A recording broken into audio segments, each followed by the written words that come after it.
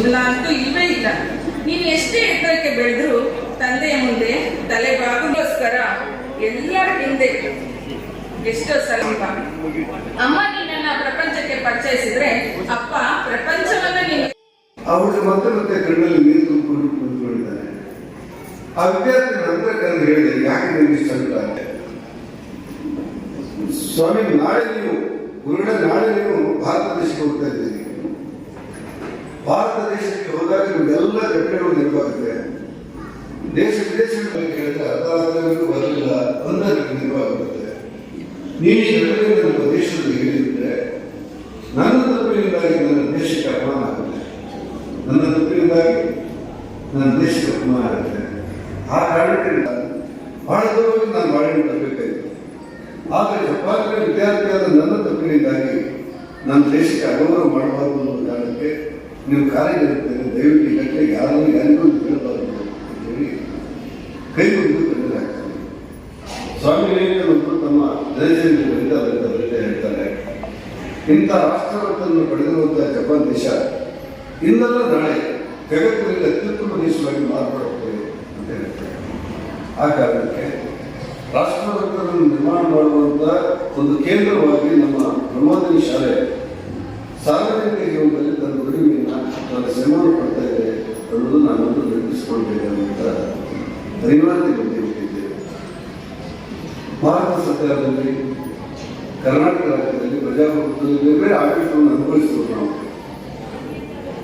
ಆದರೆ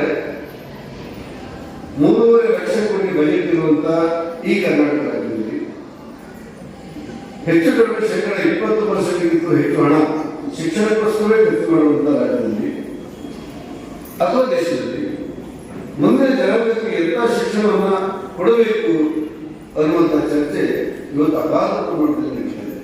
ಶಿಕ್ಷಣ ಹೇಗಿರಬೇಕು, ನಿಂತಿರಬೇಕು ಅನ್ನೋದ್ರ ಬಗ್ಗೆ ಚರ್ಚೆಗಳು ನಡೀತಾ ಇದೆ. ಕರ್ನಾಟಕ ರಾಜ್ಯದಲ್ಲಿ 48,000 ಸರ್ಕಾರಿ ಶಾಲೆಗಳಿವೆ. ಈ 48,000 ಸರ್ಕಾರಿ ಶಾಲೆಯಲ್ಲಿ ದುರ್ಬೀನಾಗಿ ಹುಡುಗಿದ್ರು ಕೂಡ ಪ್ರಬೋಧಿನಿ ಶಾಲೆಯಿಂದ ಒಂದು ಶಾಲೆಯನ್ನು ಸೃಷ್ಟಿ ಮಾಡಿಕೊಂಡು ಶುರು ಮಾಡುವುದು ಕಷ್ಟ ಅನ್ನೋದ್ರ ಮಟ್ಟಿಗೆ ಶಿಕ್ಷಣ ಇದೆ. ಆ ಕಾರಣಕ್ಕೆ ಪ್ರಬೋಧಿನಿ ಶಾಲೆಯ ಮಕ್ಕಳು ಸಮಾಜಕ್ಕೆ ಒಳ್ಳೆಯ ವ್ಯಕ್ತಿಗಳಾಗಿ, ಒಳ್ಳೆಯ ಶಕ್ತಿಗಳಾಗಿ, ರಾಷ್ಟ್ರಭಕ್ತರಾಗಿ, ಸಮಾಜಕ್ಕೆ ಉತ್ತಮವಾದಂತಹ ಸಮರ್ಪಣಾ ನಮ್ಮ ಹಿರಿಯರು ಕೊಟ್ಟಿರುವಂತಹ ಶ್ರಮ ಇವತ್ತು ಸಾರ್ಥಕತೆಯನ್ನು ಕಾಣಲಿಕ್ಕೆ ಸಾಧ್ಯವಾಗುತ್ತೆ ಅಂತ ನಾನು ಅಂದುಕೊಂಡು ಅತ್ಯಂತ ಪ್ರೀತಿಯಿಂದ ಈ 3 ಪುಸ್ತಕವನ್ನು ಬಿಡುಗಡೆ ಮಾಡಿದ್ದೇನೆ. ಈ ಪುಸ್ತಕವನ್ನು ಬರೆದಂತ ಗುರುಪ್ರಸಾದ್ ಭಟ್ರಿಗೆ ಮತ್ತು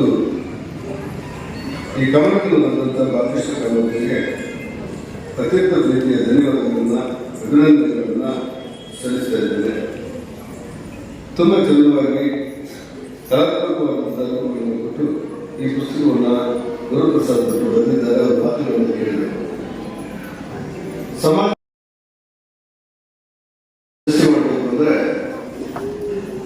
ಕಾರಂತರು ಒಂದು ಕಡೆ ಒಂದು ಪುಸ್ತಕವನ್ನು ಬರೀತಾರೆ.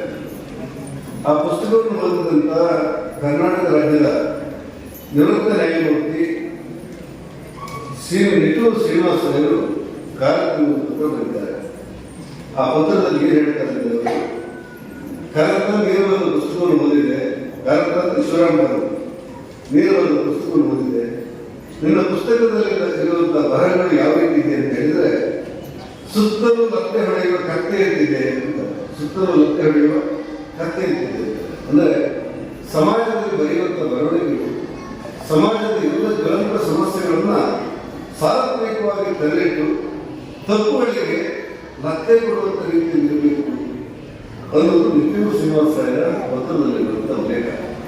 ಆ ಕಾರಣಕ್ಕೆ ಗುರುಪ್ರಸಾದ್ ಅವರು ಬರೆದಿರುವಂತಹ ಪುಸ್ತಕದ ಪೂರ್ಣ ಓದುಗಳನ್ನು ಓದಿದ ನಂತರವಷ್ಟೇ ಪ್ರತಿಕ್ರಿಯಿಸಬಹುದು ಅಂತ ಯೋಚನೆ ಮಾಡಿ ನಾನು ಸೇವೆಯ ಯಜ್ಞದಲ್ಲಿ ಈ ಗಮನಗಳನ್ನು ಅನೇಕವಾಗಿ ಹೇಳಿದೆ. ನನಗೆ IPC ಆಗುವಾಗ ಅದು ಉಲ್ಲೇಖ ಆಗಿತ್ತು, ODC ಆಗುವಾಗ ಅದು ಉಲ್ಲೇಖ ಆಗಿತ್ತು. ಆದರೆ ಬರೆದದ್ದು ಬಾಲಕೃಷ್ಣ ಕಾಮತ್ ಅಂತ ನಮ್ಗೆ ಗೊತ್ತಿದೆ. ಸೇವೆ ಯಜ್ಞದಲ್ಲಿ ಸೇವೆಯಲ್ಲಿ ಉಳಿಯುವ ಅಂತ ಹೇಳಿ ನಮ್ಮ IPC ODC ನಾವು ತಿಳ್ಕೊಂಡಿದ್ದೆ ಬರೆದದ್ದು ಬಾಲಕೃಷ್ಣ ಕಾಮತ್ ಅಂತ ಇಬ್ಬರು ಹಿರಿಯರು ಕೂಡ ವಿಶೇಷ ಧನ್ಯವಾದಗಳನ್ನು ಸಮರ್ಪಣೆ ಮಾಡಿ ಈ ಶಾಲೆ ಅಧ್ಯಕ್ಷರಾಗಿರುವಂತಹ ವೆಂಕಟೇಶ್ವರವರು, ವೇದಿಕೆಯಲ್ಲಿರುವಂತಹ ಎಲ್ಲ ಹಿರಿಯರು ಮತ್ತು ಈ ಶಾಲೆಯ ಸಮರ್ಪತೆಗೋಸ್ಕರ ದುಡಿಯುವಂಥ ಜೀವಗಳು. ಇವತ್ತಿನ ಒಟ್ಟು ವ್ಯವಸ್ಥೆ ಹೇಗಿರುತ್ತೆ ಅಂದರೆ ಮುಖವಾಡದಿದ್ದಂಥ ಬೆಲೆ ನೈಜವಾದ ಮುಖಕ್ಕಿಲ್ಲ ಅಂತ ಸಾರ್ವತ್ರಿಕವಾಗಿ ನಾವು ಕಂಡುಕೊಂಡಿರುವಂಥ ಒಂದು ಸತ್ಯ. ಮುಖವಾಡಿಗಳ ಹೆಚ್ಚು ಪ್ರಚಾರವನ್ನು ಪಡೆದಿರುವಂಥ ಕಾಲ ಇದೆ. ಅಂಥ ಸಂದರ್ಭದಲ್ಲಿ ಸೇವೆಯ ಮೂಲಕ, ಜ್ಞಾನದ ಮೂಲಕ, ಶಕ್ತಿಯ ಮೂಲಕ, ಸಮರ್ಪಣೆ ಮೂಲಕ ಒಂದು ಶಾಲೆಯನ್ನು ಕಟ್ಟಿ ವಿದ್ಯಾರ್ಥಿಗಳಿಗೆ ಶಕ್ತಿ ಕೊಡಬಲ್ಲಂತ, ಆ ಮೂಲಕ ದೇಶಕ್ಕೆ ಶಕ್ತಿ ಕೊಡಬಲ್ಲಂತ ಒಂದು ಒಳ್ಳೆಯ ವ್ಯವಸ್ಥೆಗೆ ಈ ಪ್ರಬೋಧಿನಿ ಶಾಲೆ ಕಾಲಿಟ್ಟಿದೆ. ಬಹಳ ವರ್ಷಗಳಿಂದ ನಡ್ಕೊಂಡು ಬಂದಿದೆ. ಇದಕ್ಕೋಸ್ಕರ ದುಡಿದಿರುವಂಥ ಎಲ್ಲ ದೇವರಿಗೆ ನಾನು ವಿಶೇಷವಾದಂಥ ಧನ್ಯವಾದಗಳನ್ನು ಸಲ್ಲಿಸಿ ಈ ಕಾರ್ಯಕ್ರಮ ನಮಸ್ಕಾರ.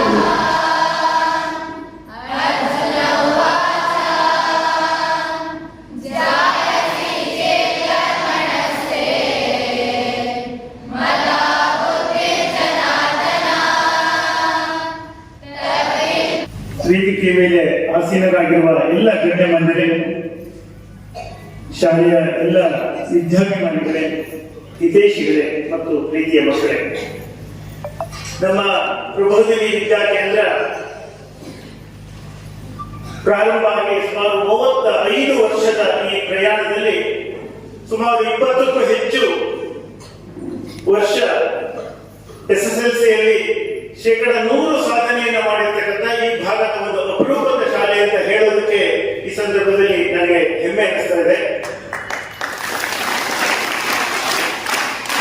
ಅಂತಹ ಒಂದು ಶಾಲೆಯ ಸರಸ್ವತಿ ಪೂಜೆ ಮತ್ತು ಕೃತಂಸ್ಮರಣ ಎನ್ನುವ ಭಾವಪೂರ್ಣ ಸಮಾರಂಭವನ್ನು ಕಂಡ ನಾವು ಇವತ್ತು ಇದೇ ವೇದಿಕೆಯಲ್ಲಿ ಪುಸ್ತಕ ಬಿಡುಗಡೆಯನ್ನ, ಪುಸ್ತಕವನ್ನು ಲೋಕಾರ್ಪಣೆ ಮಾಡುವಂತಹ ಒಂದು ಸಮಾರಂಭಕ್ಕೂ ಸಾಕ್ಷಿ ಆಗ್ತಾ ಇದ್ದೇವೆ. ನಮ್ಮ ಪ್ರಬೋಧಿನಿ ಶಾಲೆ ಸಮಾಜದ ಎಲ್ಲ ಸಾರ ಸರ್ವಸ್ವನ್ನ ತೆಗೆದುಕೊಂಡು ರಾಷ್ಟ್ರೀಯತೆಯ ಹೊರೆಯಲ್ಲಿ ಮಕ್ಕಳನ್ನ ಆಸ್ತಿಯನ್ನಾಗಿ, ಮಕ್ಕಳಿಗೆ ಆಸ್ತಿಯನ್ನಾಗಿಲ್ಲ, ಮಕ್ಕಳೇ ಆಸ್ತಿಯನ್ನಾಗಿ ಮಾಡುವಂತಹ ರೀತಿಯಲ್ಲಿ ರೂಪುಗೊಳ್ತಕ್ಕಂಥ ಈ ಶಾಲೆ, ಇಂತಹ ಒಂದು ಶಾಲೆಯ ಈ ವಾರ್ಷಿಕ ಹಬ್ಬ ಸರಸ್ವತಿ ಪೂಜೆಯ ಸಮಾರಂಭದ ಅಧ್ಯಕ್ಷತೆಯನ್ನ ವಹಿಸಿರ್ತಕ್ಕಂಥ ಪ್ರಬೋಧಿನಿ ವಿದ್ಯಾಕೇಂದ್ರದ ಸಮಿತಿಯ ಅಧ್ಯಕ್ಷರು ಆಗಿರುವಂತಹ ಸ್ಥಳೀಯ ಕಳಶೇಶ್ವರ ದೇವಸ್ಥಾನದ ಧರ್ಮದರ್ಶಿ ಮಂಡಳಿಯ ಅಧ್ಯಕ್ಷರು ಆಗಿರತಕ್ಕಂಥ ಮಾನ್ಯ ಶ್ರೀ ವೆಂಕಟಸುಬ್ಬಯ್ಯನವರನ್ನ ಎಲ್ಲರ ಪರವಾಗಿ ಹಾರ್ದಿಕವಾಗಿ ಸ್ವಾಗತಿಸಿದೆ.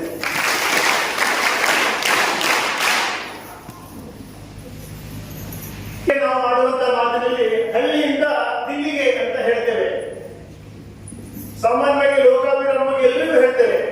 ಆದ್ರೆ ಅಕ್ಷರಶಃ ನಮ್ಮ ಸಂಸದರು ಗ್ರಾಮೀಣ ಪರಿಸ್ಥಿತಿಯಿಂದ ಬಂದಿರತಕ್ಕಂಥ ಗ್ರಾಮ ಪಂಚಾಯಿತಿ ಸದಸ್ಯರಾಗಿ, ಜಿಲ್ಲಾ ಪಂಚಾಯಿತಿ ಸದಸ್ಯರಾಗಿ, ವಿಧಾನಸಭೆಯ ಸದಸ್ಯರಾಗಿ, ಮಂತ್ರಿಯಾಗಿ, ಜೊತೆಗೆ ವಿಧಾನ ಪರಿಷತ್ತಿನ ಸದಸ್ಯರಾಗಿ, ವಿರೋಧ ಪಕ್ಷದ ಯಶಸ್ವಿ ನಾಯಕರಾಗಿ ಇವತ್ತು ದೆಹಲಿಯ ಸಂಸತ್ ಭವನದಲ್ಲಿ ಚಿಕ್ಕಮಗಳೂರು ಉಡುಪಿ ಕ್ಷೇತ್ರವನ್ನ ಪ್ರತಿನಿಧಿಸ್ತಾ ಇದ್ದಾರೆ. ಅಂತಹ ಒಬ್ಬ ಸರಳ ಸಜ್ಜನಿಕೆಯ ಸಾಮಾನ್ಯ ಜನರ ಧ್ವನಿಯಾಗಿರುವಂತಹ ಪ್ರಾಮಾಣಿಕ, ಅವರ ಹೆಸರಿಗಿರ್ತಕ್ಕಂಥ ದೊಡ್ಡ ಕೀರ್ತಿ ಕಳಶ ಅವರೊಬ್ಬ ಪ್ರಾಮಾಣಿಕ ದಕ್ಷ ಅನ್ನುವಂಥದ್ದು.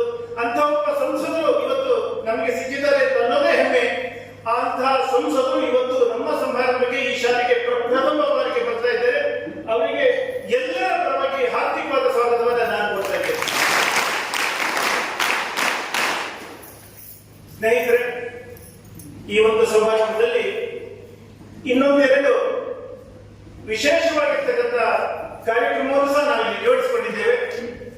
ಅದೇ ಪುಸ್ತಕವನ್ನ ಲೋಕಾರ್ಪಣೆ ಮಾಡತಕ್ಕಂತಹ ಕಾರ್ಯಕ್ರಮ. ಇವತ್ತು ಈ ಒಂದು ಸಮಾರಂಭದಲ್ಲಿ ಶ್ರೀಯುತ PD ಗುರುಪ್ರಸಾದ್ ಭಟ್ ಅವರು ನಮ್ಮ ಊರಿನವರೇ ಆಗಿದ್ದಾರೆ. ಪ್ರಸಿದ್ಧ ಪದ್ಮನಾಭ ಭಟ್ ಮನೆತನದ ಕುಡಿಯವರು. ಹಾಗೆ ನಮ್ಮ ಶಾಲೆಯ ಕಾರ್ಯದರ್ಶಿ ಆಗಿರ್ತಕ್ಕಂಥ PD ರಾಘವೇಂದ್ರ ಭಟ್ರವರ ಸಹೋದರರು ಹೌದು. ಅವರು ಅವರ ಬಹುಮುಖ ಪ್ರತಿಭೆಯ ಒಂದು ಅನಾವರಣ ಈ ವೇದಿಕೆಯಲ್ಲಿ ಆಗ್ತಾ ಇದೆ. ಅದಕ್ಕೆ ನಾವೆಲ್ಲೂ ಸಾಕ್ಷಿ ಆಗ್ತಾ ಇದ್ದೇವೆ ಅನ್ನೋದೇ ನಮಗೊಂದು ಹೆಮ್ಮೆ. ಕಾರಣ ಅವರು ಈ ಶಾಲೆಯ ಆರಂಭದಿಂದಲೂ ಈ ಶಾಲೆಯ ಹಿತೈಷಿ, ಜೊತೆಗೆ ತಮ್ಮ ಇಂಜಿನಿಯರಿಂಗ್ ಶಿಕ್ಷಣವನ್ನು ಹಾಸನದಲ್ಲಿ ಮುಗಿಸಿ 38 ವರ್ಷಗಳ ಕಾಲ ಬೇರೆ ಬೇರೆ ಕಂಪನಿಗಳಲ್ಲಿ ಅನ್ಯಾನ್ಯ ಜವಾಬ್ದಾರಿ ಪ್ರತಿಭೆಯ ಹಿನ್ನೆಲೆಯಲ್ಲಿ ಕಳೆದ 40 ವರ್ಷಗಳಿಂದ ಅವರ ಮಾಡ್ತಾ ಇದ್ದಂತಹ ಅಧ್ಯಯನದ ಸಾರ ಸರ್ವಸ್ವವನ್ನ ಕಳೆದ 15 ವರ್ಷದಿಂದ ಲೇಖನಿಯ ಮೂಲಕ ಅವರು ಅದನ್ನ ಪುಸ್ತಕ ರೂಪದಲ್ಲಿ ತರ್ತಾ ಇದ್ದಾರೆ. ಅವರ ವಿಶೇಷ ಆಸಕ್ತಿಯಾಗಿರ್ತಕ್ಕಂಥದ್ದು ಶಿವಾಜಿ ಮಹಾರಾಜ್ ಈ ರಾಷ್ಟ್ರದ ಒಂದು 1000 ವರ್ಷಗಳಿಗೂ ಹೆಚ್ಚು ಕಾಲ ಇನ್ನು ಮುಂದೆಯೂ ಸಹ ಸ್ಫೂರ್ತಿದಾಯಕವಾದಂತಹ ಒಂದು ಮೇರು ಸದೃಶ ವ್ಯಕ್ತಿಯವರು. ಅಂತಹ ಶಿವಾಜಿಯ 10ಕ್ಕೂ ಹೆಚ್ಚು ಕ್ಷೇತ್ರದ ಬಹುಮುಖ ಪ್ರತಿಭೆಯಿಂದ ಅನಾವರಣಗೊಳಿಸತಕ್ಕಂಥ ಪುಸ್ತಕವನ್ನು ಬರೆಯಬೇಕೆನ್ನುವಂತಹ ಹಂಬಲ ಅವರದ್ದು. ಆ ದಿಕ್ಕಿನ ಪ್ರತಿ ನಾ ಕಂಡಂತೆ ಶಿವಾಜಿ ಎನ್ನುವಂತಹ ಪುಸ್ತಕ ಹಾಗೂ ದುರಂಧರ ಛತ್ರಪತಿ ಶಿವಾಜಿ ಎನ್ನುವಂತಹ ಪುಸ್ತಕದ ಲೋಕಾರ್ಪಣೆ ಇವತ್ತು ಇದೇ ವೇದಿಕೆಯಲ್ಲಿ ಆಗ್ತಾ ಇದೆ. ಅದಕ್ಕೆ ನಮ್ಮ ಶಾಲೆಯ ಅಂಗಣ ಇವತ್ತು ವೇದಿಕೆ ಆಗ್ತಾ ಇದೆ ಅನ್ನೋದು ನನಗೆ ತುಂಬಾ ಹೆಮ್ಮೆಯ ವಿಚಾರ. ಅಂತಹ ಒಂದು ವಿಶೇಷವಾಗಿರ್ತಕ್ಕಂಥ ಕನ್ನಡ ಸಾರಸ್ವತ ಲೋಕಕ್ಕೆ ಅವರದ್ದೇ ಆಗಿರ್ತಕ್ಕಂಥ ಕಾಣಿಕೆಯ ಮೂಲಕ ಇವತ್ತು ಛತ್ರಪತಿ ಶಿವಾಜಿ ಮಹಾರಾಜರ ಅನಾವರಣ ಇಲ್ಲಿ ಆಗ್ತಾ ಇದೆ ಪುಸ್ತಕದ ರೂಪದಲ್ಲಿ. ಅಂತಹ ಒಬ್ಬ ಬಹುಮುಖ ಪ್ರತಿಭೆಯ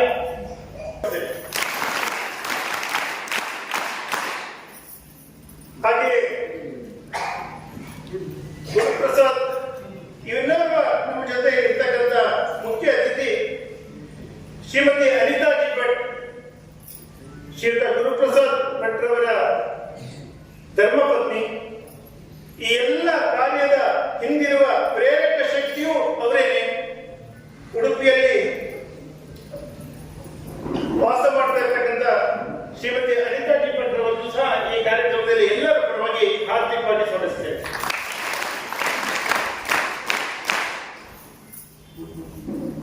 ಇದು ಗದ್ಯದ ವಿಚಾರ ಆಯಿತು. ಪದ್ಯದ ವಿಚಾರದಲ್ಲಿ ಇವತ್ತು ಗದ್ಯ ಪದ್ಯಗಳ ಸಂಗಮ ಈ ಒಂದು ವೇದಿಕೆಯಲ್ಲಿ ಆಗ್ತಾ ಇದೆ.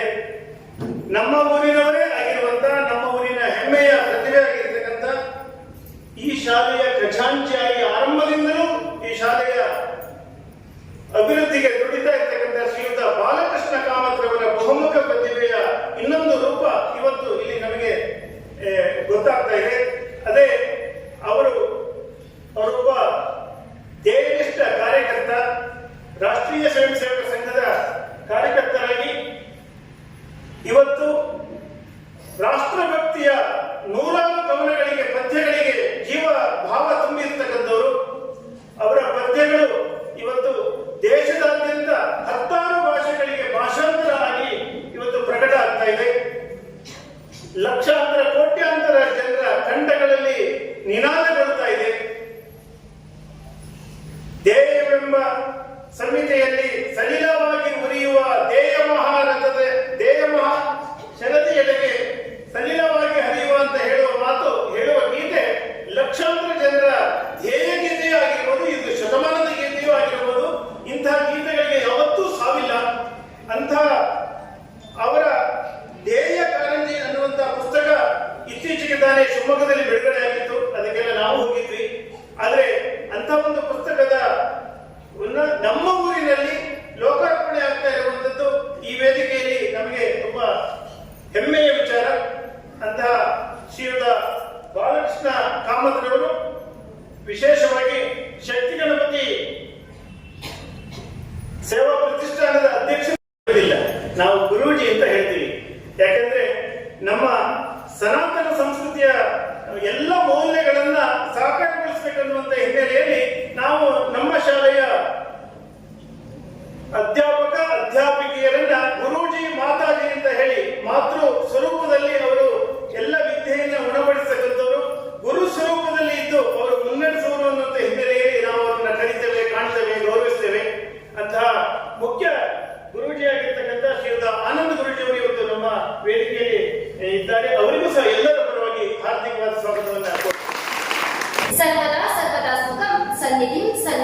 ವ್ಯಾಧಿ.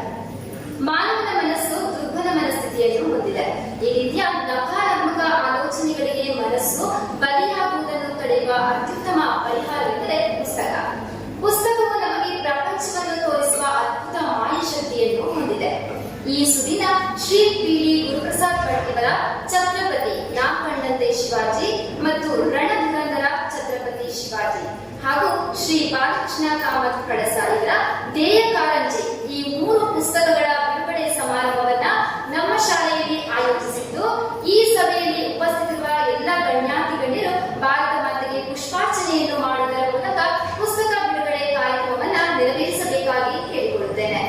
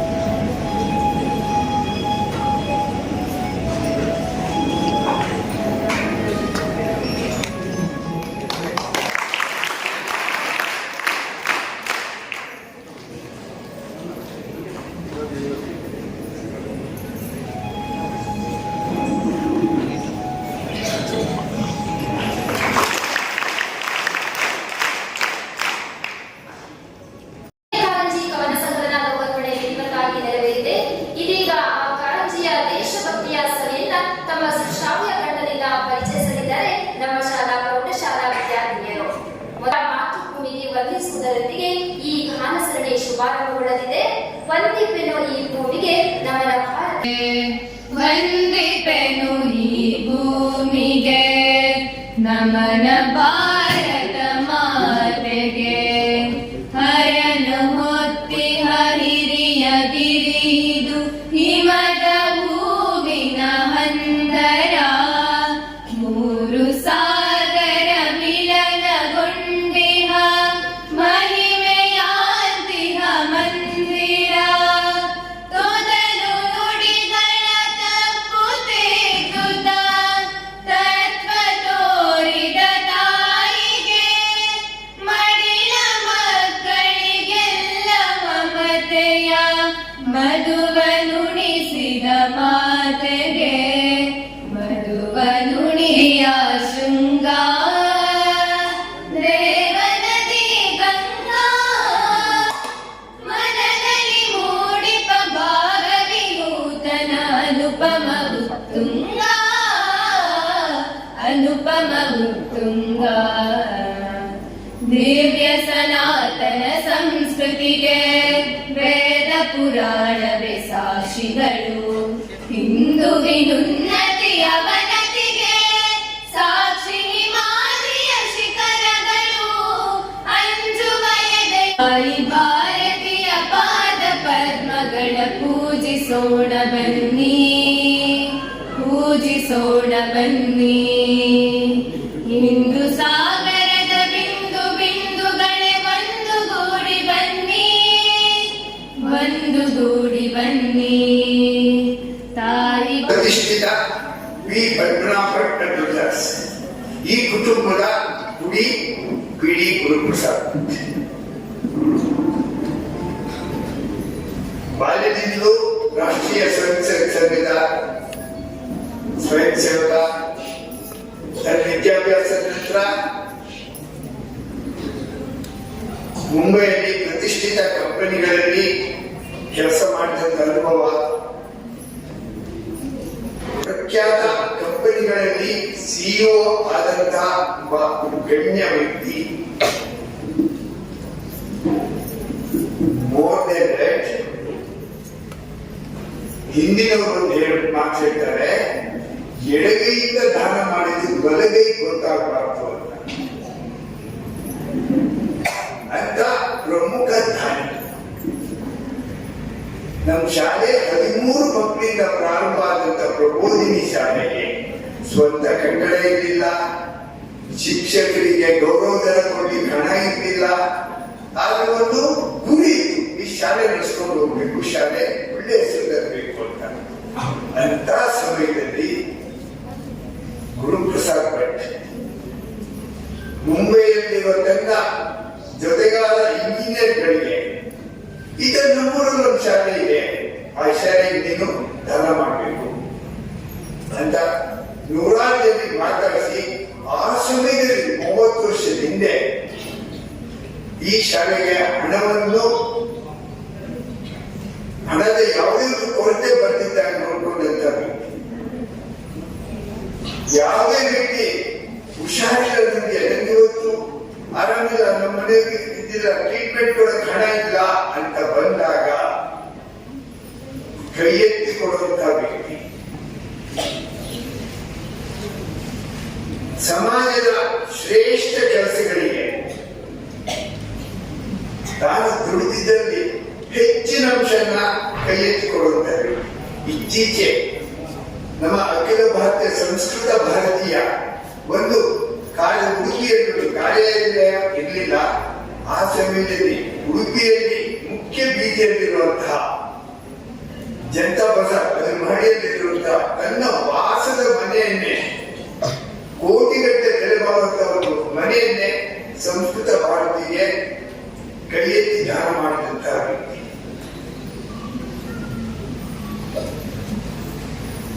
ಆ ವ್ಯಕ್ತಿ ನಾವೆಲ್ಲ ಏನ್ ಮಾಡ್ತಿದ್ವಿ, ರಜೆ ಸಿಕ್ತು ಅಂದ್ರೆ ಮಕ್ಕಳ ಜೊತೆ ಎಲ್ಲಾದ್ರೂ ಒಂದು ತಿರುಗಾಟಕ್ಕೆ ಹೋಗ್ತೇವೆ.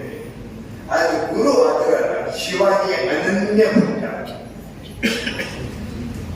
ರಜೆ ಸಿಕ್ತು ಮಕ್ಕಳಿಗೆ ಕರ್ಕೊಂಡು ಹೋಗಿ ಶಿವಾಜಿಯ ಕೋಟೆ ಕೊತ್ತಲಗಳನ್ನ ಅಲ್ಲಿಯ ಒಂದು ಇದನ್ನ ಸ್ಟಡಿ ಮಾಡ್ತಿದ್ದ. ಆ ವ್ಯಕ್ತಿ ಬರೆದಂತ ಪುಸ್ತಕ, ನೂರಾರು ಪುಸ್ತಕಗಳನ್ನು, ಶಿವಾಜಿಯ ಕೋಟೆಗಳನ್ನು ಹತ್ತಿ ಹಿಡಿದು ಮಾಡಿ ಆ ಪುಸ್ತಕಗಳು ಬರೆದಿದ್ದಾನೆ. ನಾವೆಲ್ಲ ಆ ಪುಸ್ತಕಗಳನ್ನು ಕೊಂಡು ನಮ್ಮ ಮನೆಯಲ್ಲಿ ಭಗವದ್ಗೀತೆ, ಮಹಾಭಾರತ, ರಾಮಾಯಣ ಯಾವ ತರ ಇರುತ್ತೆ ಆ ತರ ಪುಸ್ತಕಗಳನ್ನ ನಮ್ಮ ಮನೆಯಲ್ಲಿ ನಮ್ಮಲ್ಲಿ ಇರಬೇಕು ಅಂತ ನಾನು ಅಪೇಕ್ಷೆ ಪಡ್ತೀನಿ. ಇನ್ನೂ ಒಂದು ಹೆಮ್ಮೆ ಹೇಳ್ತಿದ್ದೀನಿ, ಈ ಪುಸ್ತಕ ಬರೆದಂತಹ ಗುರು ನನ್ನ ತುಂಬಾ ಹೆಮ್ಮೆ ಹೇಳ್ತೀನಿ. ಇಷ್ಟೇ ನನ್ನೆರಡು ಮಾತನ್ನ. ಇದು ಮನೆ ಮನೆಗಳ ಹಾಡು ಆಗಿತ್ತು, ಜನಪ್ರಿಯ ಹಾಡು. ಆದ್ರೆ ಈ ಹಾಡನ್ನು ಬರೆದವರು ಯಾರಂತ ಇತ್ತೀಚೆಗೆ ಎಲ್ಲರಿಗೂ ಗೊತ್ತಿದೆ. ಆದ್ರೆ ಸುಮಾರು ಜನರಿಗೆ ಈ ಹಾಡನ್ನು ಬರೆದವರು ಯಾರು, ಕವಿ ಯಾರು ಅಂತ ಗೊತ್ತಿಲ್ಲ. ನಮಗೆಲ್ಲ ತುಂಬಾ ಹೆಮ್ಮೆ ಅನಿಸುತ್ತೆ. ಇದನ್ನು ಬರೆದವರು ಬೇರೆ ಯಾರು ಅಲ್ಲ, ನಮ್ಮ ಬಾಲಣ್ಣ. ನಮ್ಮ ಶಾಲೆಯಲ್ಲಿ ಚಿರಪರಿಚಿತರಾಗಿರುವ ಎಲ್ಲಾ ಮಕ್ಕಳಿಗೂ ಪರಿಚಿತರಿರುವ ಬಾಲಮಾಮ. ತುಂಬಾ ಹೆಮ್ಮೆ ಅನಿಸುತ್ತೆ. ಈ ಬಾಲಮಾಮನ ಪರಿಚಯವನ್ನು ನಾನೀಗ ಮಾಡಿಕೊಡ್ಬೇಕಾಗಿದೆ. ಬಾಲಮಾಮ ಸುಬ್ಬಣ್ಣ ಕಾಮತ್ ಫ್ಯಾಮಿಲಿಯ ಕುಟುಂಬದ ಸದಾನಂದ ಕಾಮತ್ ಮತ್ತು ಲಕ್ಷ್ಮೀದೇವಿ ಅಮ್ಮನವರ ಸುಪುತ್ರ. ಇವರು ಸಾಮಾನ್ಯವಾಗಿ ಪೇಟೆಯಲ್ಲಿ ಅವರ ಅಂಗಡಿಗೆ ಹೋಗುವಾಗ ಸೈಕಲ್ ಅಲ್ಲಿ ಹೋಗ್ತಾರೆ. ತುಂಬಾ ಸಾಮಾನ್ಯ, ತುಂಬಾ ಸಿಂಪಲ್ ಆಗಿರುವಂತ ಮನುಷ್ಯ. ಇವರು ಹಾಡು ಬರೀತಾರೋ ಅನ್ನೋ ಪ್ರಶ್ನೆ ನಮ್ಮ ಮುಂದೆ. ಆದ್ರೆ ಈಗ ಈ ಹಾಡನ್ನು ಕೇಳಿದ್ದೀವಿ, ಅದನ್ನು ಬರೆದವರು ನಮ್ಮ ಬಾಲಣ್ಣ.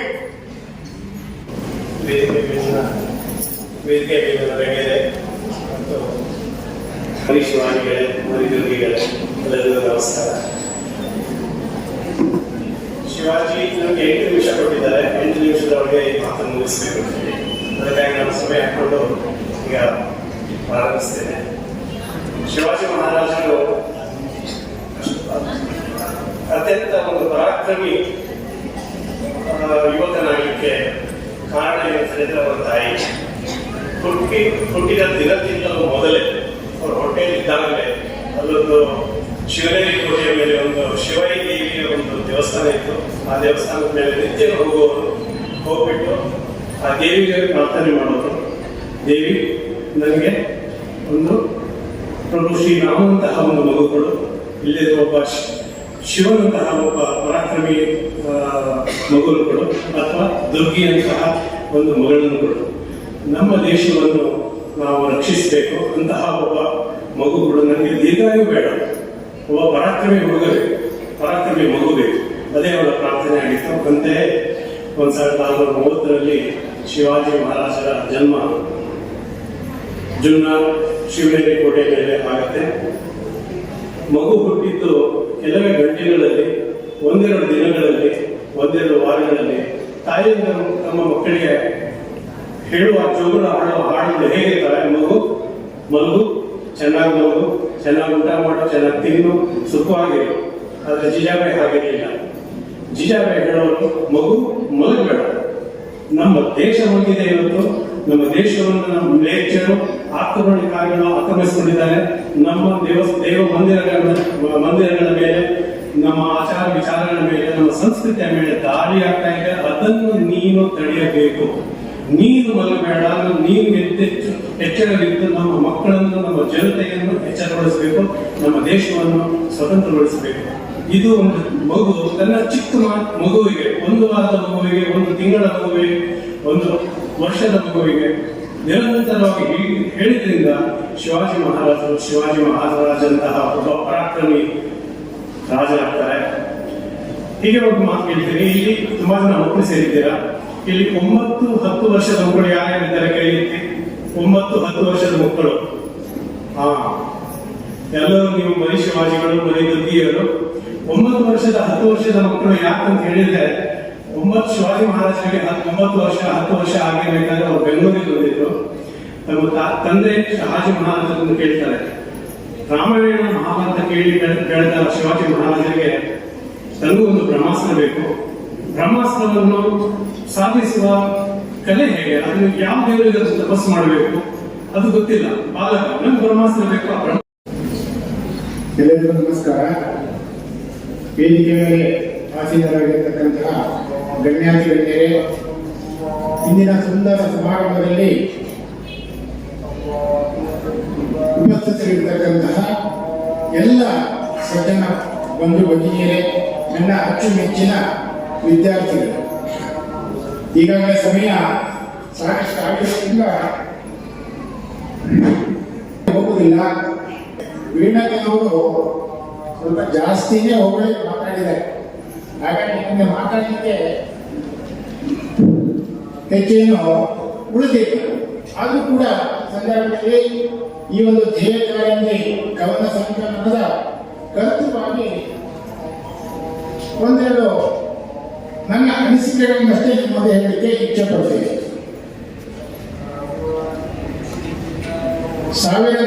1925 ಇಸ್ವಿಯಲ್ಲಿ ವಿಜಯದಶಮಿಯ ಶುಭ ದಿನದಂದು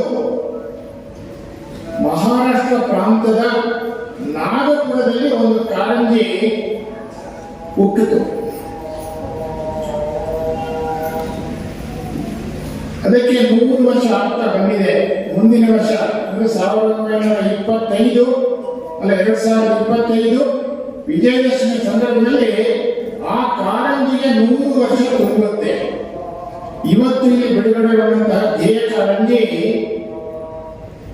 1925 ನಾಗಪುರದಲ್ಲಿ ಏನು ಉಕ್ಕಿ ಹರಿತೋ ಚಿನ್ನಿತೋ ಆ ಕಾರಂಜಿಯ ಒಂದು ಪುಟ್ಟ ರೂಪ ಅಂತಷ್ಟೇ ಹೇಳಬಹುದು.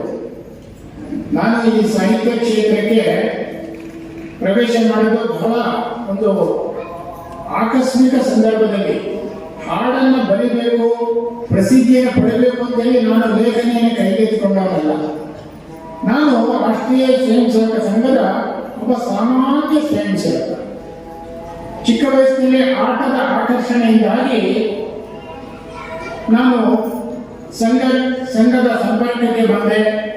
ಸಂಘದ ಅನೇಕ ಹಿರಿಯರ, ಸಂಘದ ಪ್ರಚಾರಕರ, ಸಂಘದ ಕಾರ್ಯಕರ್ತರ ಕರ್ನಾಟಕದಲ್ಲಿ ಈ ದೇಶವನ್ನು ಪ್ರೀತಿ ಮಾಡೋದು ಹೇಗೆ ಅನ್ನೋದನ್ನ ನಾವು ಕಲಿತೇವೆ. ಜನ್ಮದಿನಮಿದಂ ಹೈ ಪ್ರಿಯಸ್ಸಖೇ ಶಂತನು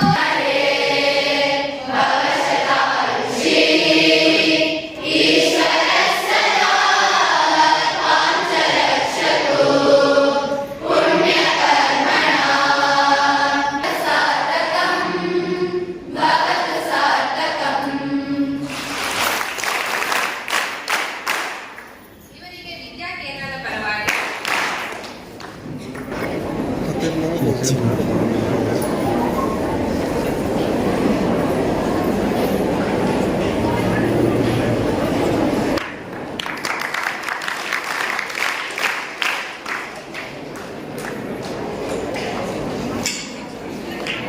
ಲೇಖಕರಾದ ಶ್ರೀ ಪಿ.ಡಿ. ಗುರುಪ್ರಸಾದ್ ಭಟ್ ಉಡುಪಿ ಮತ್ತು ಶ್ರೀಮತಿ ಅನಿತಾ ಜಿ ಭಟ್ ಇವರಿಗೆ ಪ್ರಬೋಧಿನಿ ವಿದ್ಯಾ ಕೇಂದ್ರದ ಪರವಾಗಿ ಹೃತ್ಪೂರ್ವಕ ವಂದನೆಗಳು. ಇವರಿಗೆ ವಿದ್ಯಾ ಕೇಂದ್ರದ ಪರವಾಗಿ ಶಾಲಾ ಆಡಳಿತ ಮಂಡಳಿಯ ಸರ್ವರು ಫಲಿತಾಂಶ ನೀಡಿ ಗೌರವಿಸಬೇಕಾಗಿ ಕೇಳಿಕೊಳ್ಳುತ್ತೇನೆ.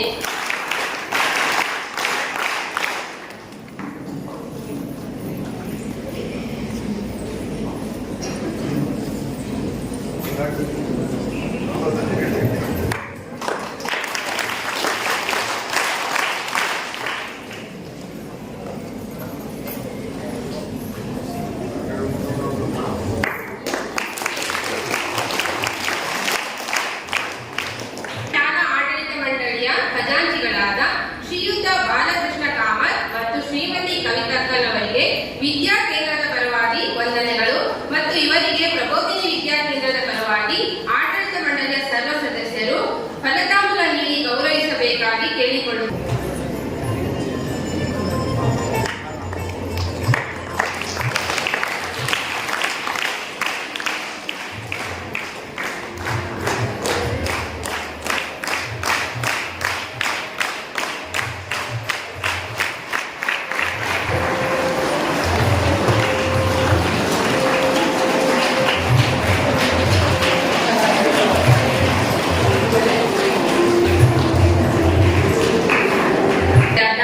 ಆನಂದ ಗುರುಜಿ ಇವರಿಗೆ ಸರ್ವರ ಪರವಾಗಿ ಹೃತ್ಪೂರ್ವಕ ವಂದನೆಗಳು.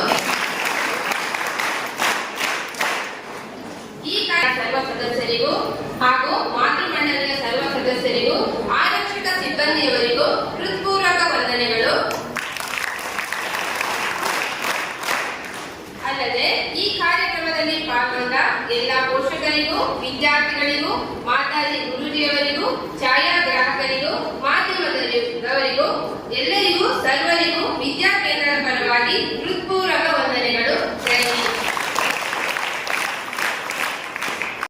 ಧನ್ಯವಾದಗಳು. ಮುಂದಿನ ವಿಡಿಯೋದಲ್ಲಿ ಸಿಗೋಣ. ಕ್ಷಣ ಕ್ಷಣದ ಸುದ್ದಿಗಾಗಿ ವೀಕ್ಷಿಸಿ ನ್ಯೂಸ್ ಕರ್ನಾಟಕ, ಸದಾ ನಿಮ್ಮ ಜೊತೆ.